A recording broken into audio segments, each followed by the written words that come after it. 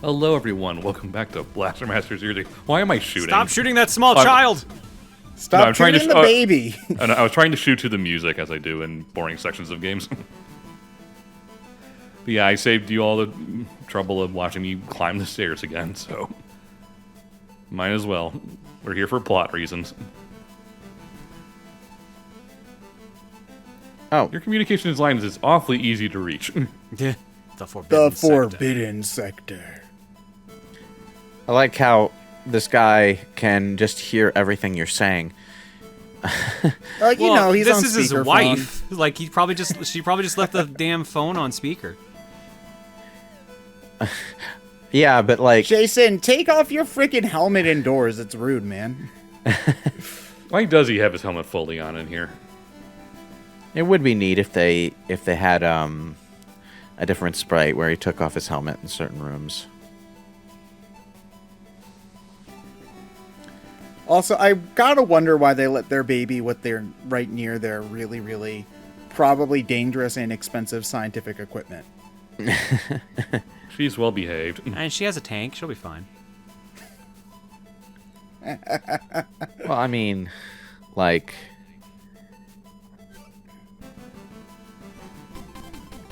And now we can just swim through the insta-kill laser things. Oh. Oh. Really That's wish we had convenient. that. Really wish we had that earlier. Yep. And this weapon. And we got a thing we use only in when the game tells us to. Wait, what's it do? It's a plot weapon. It says it uses life instead of energy, so I'm Yes. guessing if you try to use it normally, you'll, like, kill yourself, probably. You have to charge it, and when you fire the charge, it uses all your health but 1 pip. So. I'm Oh. assuming that it's extremely powerful, then, at the very least. Yeah, but at the same time, you don't use it except for when the game absolutely tells you to. Because it takes forever to charge on top of it. Yeah, so. I think you have to stand still when you're doing it too. Oh. It's functionally not useful except for when the game tells you to use it. It is neat that they give you the weapon and let you use it. I mean, rather than it just being a cutscene thing. Yeah, I think you have to use it 3 times in the game. Yeah.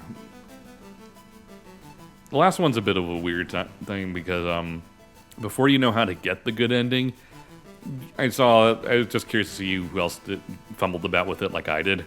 Everyone, even on streams, like fumbles around. It's like, oh no, it has to be as a result of using this at the right time or a certain way, right? It's like, no, just use it.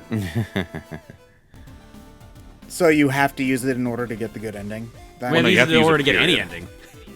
ending. Like, Time for cleanup. I can understand the confusion, though, because the way they sort of described it in dialogue, it sounds like the sort of you thing had a that... choice to. It sounds like you have a choice to make, and the answer is no, you don't. Yeah, it's kind of like Bloodstained Ritual of the Night, where they talk about how, like, if you use the demon power too much, it'll have bad effects on you. But no. Yeah, that made me worried when I was playing the game because the demon powers are really, really fun. I'm use. gonna tell you a secret. EGA games just do that for no apparent reason. Castlevania Portrait of Ruin does the exact same thing. They say if you imbue Vampire Killer with the true power, you'll half your life, or you'll damage your body just like your father did. And it's just like no, it doesn't do any of that.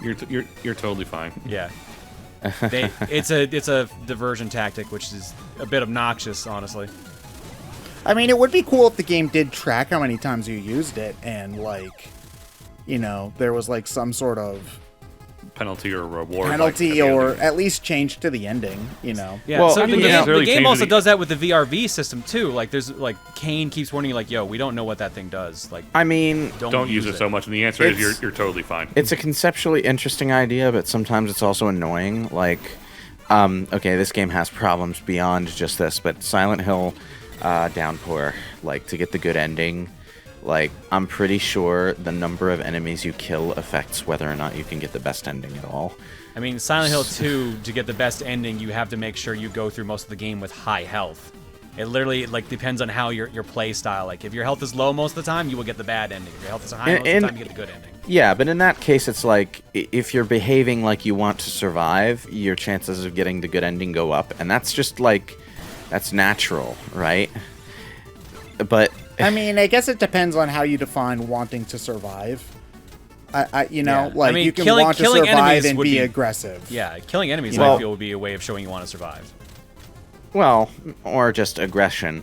But basically, if you don't use the many healing items that the game showers you with, the game judges you psychologically and interprets that as you not having a self-preservation instinct. You know what? That's actually funny because it's the opposite. I think in that a lot of people do have a self-preservation instinct. It's just the I need to save these because what if I don't? You don't need to save them. There's so many. Yeah, what if I really need it later? I know, which is it's the typical RPG problem of you've got 37 super ultra healing items and you haven't used one by the super boss. You know. Yeah, but like mega elixirs. In Silent Hill's case, like there are so many healing items that you really will never run out. But like, because you have an infinite inventory, it doesn't really matter how big the healing item is either. You just use the smallest ones first. Question. Could I just be on low health for most of the game and then when I get to the end of the game, fill up to full health and be fine? No. Oh, okay. Gotcha. But it also judges it based on some other things, like whether you spend a bunch of time staring at a photo. Oh, I forgot about that! Or whether you check the knife on the table after you talk to Angela.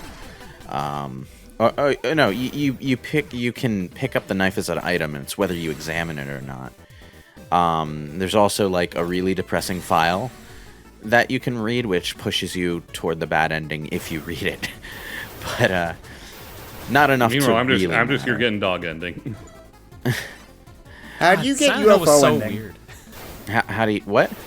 How do you get UFO ending? Oh, You have to be in a New Game Plus. Yeah, I know that part. In New Game Plus, there's like hidden items and files that if you follow the quest line they give you, it'll lead you to the UFO ending. I think.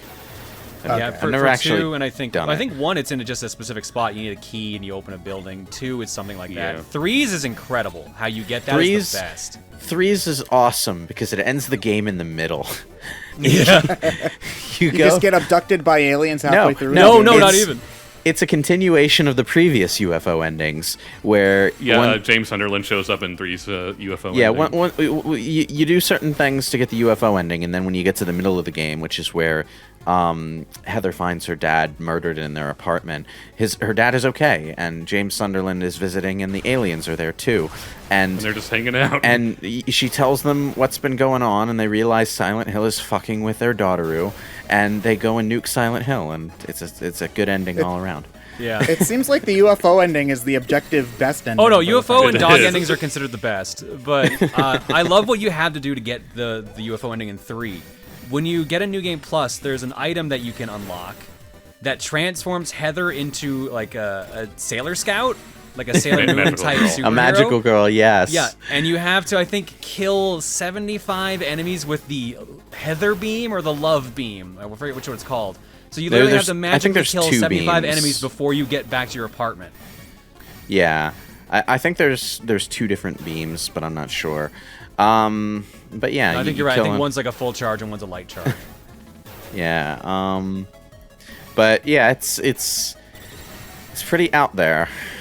Like Silent Hill is super serious on your first playthrough, but like they know that atmosphere is not going to be the same the second time you play through it, so they sprinkle a bunch of fun things throughout the game to enjoy on your second time through. Is that also the ending where it has the staff singing a song?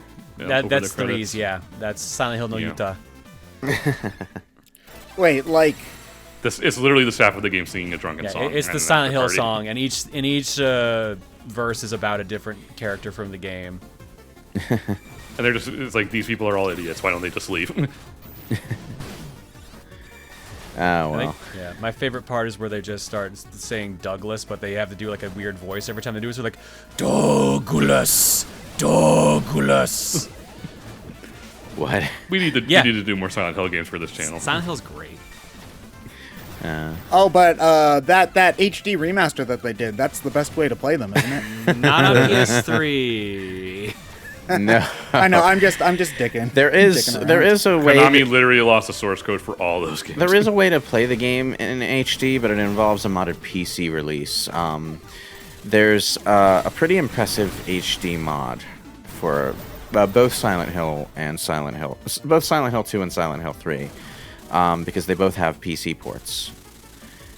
I remember seeing something about the PS3 version where there's a sign in, I think it's 2, that It's in says Comic "Welcome Sans. to." Yeah, and then The- they didn't have the code for it, so they just did it in Comic Sans. No, Welcome to they Silent didn't. Hill. No, that's not what happened. What happened was they used an earlier build of the game, so the Comic Sans Oh, was I a see. placeholder graphic. Yeah.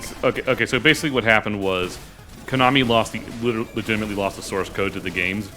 So when they shoved it out to get HD ports, the studio they licensed it out to make it, they sent them literally earlier builds of the game that were incomplete and basically told them to finish the game again. Yeah, so what you wound up getting was some placeholder graphics. The Comic Sans sign is one. The fog was also inferior to the final build. Just like the general graphic that they used to represent the fog is not good. I thought it was another thing about the frame rate issue was that screwed up how they did the fog. At least in the PS3 frame rate- version. The frame rate might have come into it too. I'm not really sure. I don't know the technicals of Silent Hill Fog. I just know that it wasn't as good. So Silent Hill Fog sounds like a really lame sequel. I don't know. It's like, It would be pretty on par for the rest, though, I feel, since fog is the main gimmick of that area. Yeah, I know. It's like, okay, what are we gonna do for our newest Silent Hill spin-off? I was just make it about the fog. Sure, whatever. Let's go get lunch. I'm hungry. well, they already did Silent Hill Downpour, so we have one Silent Hill game that's named after a weather phenomenon. I like Downpour. Was that the last Silent Hill game we've gotten since? Not counting Yes, Silent Hills? it was Sonic 06 tier levels of unfinished, but I heard, I'm pretty sure it's Downpour. If you play it on an Xbox One, it actually runs better. it probably does, yeah. Like, it has some serious frame rate issues on the PS3, I know that much. But I know that the Xbox One has a tendency to increase the performance of older games when it plays them. So, I mean, Konami just really hasn't made any games at all over the past, 5 years. Well, they or so. have. No, but it's they just mainly released- been they Pro released- Evolution Soccer. They also Okay, released they also released a very crappy Contra remake reboot thing. The mobile game? It's- I heard the mobile game was all right. it's not as No, if it was a console game. It was really bad. it's not as if the Oh, later Rogue Core! No, Rogue Core's trash. it's not as if the later Silent Hills were made by Konami themselves either. They outsourced that shit. Way Forward made a Silent Hill game. Hi Eve. Yeah, and you it's doing? apparently one of their worst games they've put out. Yep. Oh boy. We lost signal. Yeah, you can only see part of the dialogue, but yeah, she says she's trying to find the answer. The answer to what? Well, that's the thing. Like, love and everything. the Leaving its nose is sequel, probably the- something bad. Life. The answer, the semi-sequel to Persona 3 FES. I was gonna say Life, the Universe, and Everything, but you know. You already know that. It's just 42. Yeah, but she doesn't know that. What I like about that how do you not know joke. memes? What I like about that joke is that there's a hidden second joke in the number that he picked. So I forget what it was that it specifically means, but Yeah, it's you see. Oh God, I forget who wrote what the name of the author. Douglas Oh, Adams. God. Douglas Adams. yeah. Thank you. I've only read a few chapters of it, but Hitchhiker's Guide is very smart. It's not it's funny, but it's like that kind of British comedy where it takes your brain to appreciate it. You have to have a very high IQ in order to appreciate Oh, Hitchhiker's come Guide to the Galaxy. on. Oh, come on. I'm kidding. But I mean, I am actually serious though in that. While yes, lol 42, in that it doesn't make sense, is part of the joke. I wouldn't be surprised if there's actually another reason. I As think to why he picked specifically. I has to do with, remember. I think it's hexadecimal or some sort of code, some sort of coding thing. Yeah, I think it has something to do with like hexadecimal or something. I think like the value 42 represents anything.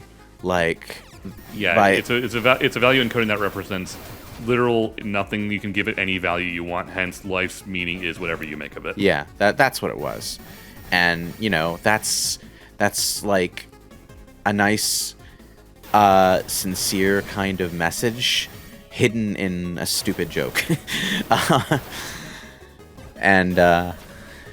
And it makes sense because like they made this, like there's this computer that's calculating the meaning of life, the universe, and everything. So of course, if it's a calculation, it's going to come out as a number. Duh. But man, Layers upon layers on that one. it's been too long since I've read that goddamn book. I've only read fix like that about soon. a quarter of the first one, unfortunately. I did like it. Sci-fi really isn't my jam. I much prefer reading fantasy. It's just kind of my So tastes. the meaning of ye old life is 42. I haven't read Hitchhiker's Guide since high school. And now I feel old because that was like... Ugh. Was that before the movie came out? I know that the movie isn't super regarded well. I I thought think people the like the movie- movie. I think People like the movie? I thought that people were kind of medium on the movie. it depends on who you ask. The movie is good in its way. Okay. It's not particularly loyal as an adaptation, but Yeah. Oh, It'd that would be why. Okay. I give it a little bit of slack because it'd be very hard to be loyal to Hitchhiker's Guide. yeah, that's part of my mindset too. Is like, it's a book that works as a book. You can't really directly translate a lot of things. But I mean, a lot of the humor in a humorous book only works because it is a book. Yeah, especially the way the narration is kind of written, from what I remember of the book. Like, the way that the narrator explains stuff Yeah. is a lot of the humor. Like, they talk about how the guy, is dealing with his, like, average, ordinary life in that kind of dry-hit British sort of way. And that's just not something you can have in film. It just doesn't work. I mean, the closest I can think of is in a visual medium would be Stanley Parable. well, I mean, you And could, even that's but still the narration. That's still a dry British narration. I mean, Yeah. you could, but at that point, it would be you might as well just be reading an audiobook. Like basically. I kind of like the way the movie brings across that attitude at the start by having a bit of narration that transitions into a song. Honestly, that seems kind of on theme, from what I can tell. Again, I'm no expert, but... You're not really wrong, I feel. All I know is that every so often, "So long and thanks for all the fish" gets stuck in my head, and I can't help it. Oh boy, elevator section! Oh boy, elevator boss. Oh, man. it's a boss fight. I thought Wrath this of was gonna Khan. be. I thought this was gonna be like a mook rush, but no, it's a boss fight. That's good. Actual boss fight. Yeah, this isn't a beat 'em up, it's a Metroidvania. You can't have the elevator section be a mook rush. That's like breaking the rules of video games. Huh.